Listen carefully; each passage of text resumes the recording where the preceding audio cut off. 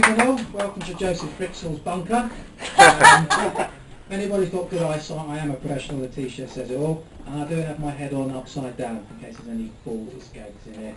I'm going to do a different style of comedy for you tonight, if any of you poor people have seen me before, because tonight, believe it or not, I'm actually going to be funny. Obviously I have to work on that. I'm going to do a subject now which is very close to my heart, and it's things that got too big for their boots. That's boobs, not boobs as in Jordan, boots. Now, number one is the asterisk. You all familiar with the asterisk? Yeah.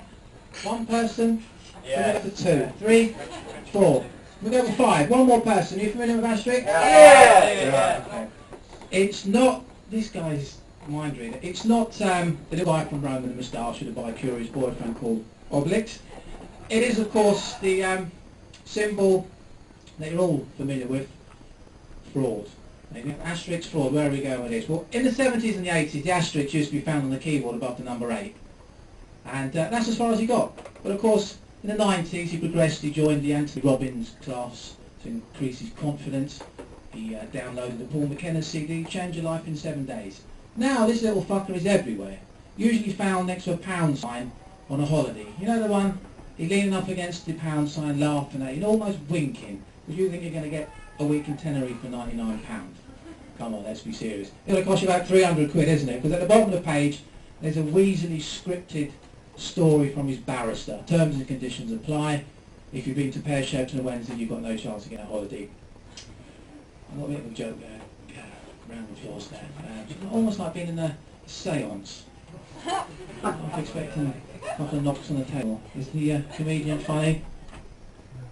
I've got 2 knocks there. If you're there, Doris, raise the energy levels because we sadly need it. Right, number 2 on the list of things that got too big for their boots, and you're all part of this, mobile phones. Especially people that don't turn them off when the comedians are playing. Now, you're probably thinking, well, how has he got too big for his boots, a mobile phone? Well, when it was invented, the idea was to connect people, to say if you're doing ... or sending letters that the postman would pilfer. You'd ring someone up, you'd say a nice warm message to them, make their day. But of course, that wasn't good enough for the mobile phone. He had to diverse, move into other markets, other sectors, squeeze other products. You're probably thinking you've had too much Stella, John. What on earth are you rambling on about? Well, do you remember the Filofax and the diary in the 80s? Remember that? If someone was foolish enough to book you again for a comedy gig, they'd put you in the diary, you know, you write it in the diary. You don't need that, it's on the phone. If you were crap at maths and you wanted to go into drug dealing, you had a calculator. You don't need any more, do you, because it's on your phone. And the humble Walkman. We all used to listen to our tunes, running to the bus stop to get to work. We don't need any more. iTunes, straight to your mobile phone. All these products that we grew up with, diminished, gone. Thrown onto the scrap heap. They're all probably thinking, we couldn't give a fuck about that. We really couldn't. We're selfish people. We don't really care. Well, the next thing that's going to be on the assassin's list is your orgasm. I can see it's caught your attention there, madam. You're looking a bit worried there. So is your husband next to you. Well, how's this going to work? Well, in the not too distant future, you will attach a minuscule SIM card to your genitals. Notice I didn't use either of the C words there. Cum, stroke, cock.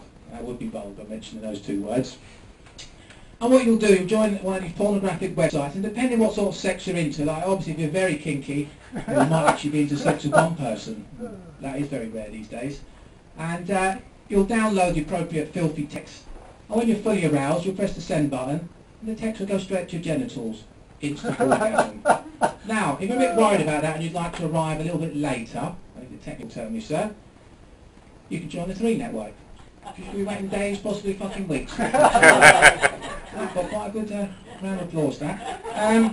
The definition of unlucky, apart from having to sit here and listen to my dribble, is going into DFS, which is obviously unlucky enough. But if you're unlucky enough that actually paid you, the one person in the world that paid £3 for a sofa, how would you actually feel telling your friends, do you know, I've got a 16-piece sofa, I only wanted 3, but they don't do 3-piece sofas. Apparently they're very big in the 70s, 3-piece sofas, but they're now 16-piece. £3. So now you pay the £3, you sit on the sofa at home, you turn the telly on, there's the DFS advert, the Daily Mail, white middle class readers jumping up and down on the same sofa, mentally masturbating, because they're only going to pay fucking 300 quid. Now that's galling enough. What would be even worse for these people, and for you, is that you don't have to pay straight away, do you? 4 years interest-free credit. You probably have to pay your 300 quid when the 2012 games are going to be on, which I think apparently is 2016. So that is very galling. My time is running out now, which is a technical word for saying I've forgotten what else I was going to say. So I'm going to leave you with this thought. Driving instructors. A necessary evil, or highwaymen using a different form of horsepower to remove gullible people from their earnings. Have a think about that. Right, I think I've been quite good tonight. I think I've been absolutely fucking brilliant tonight. And you have been probably the second best crowd I've had the pleasure to play to tonight. Asterisks. Thank you.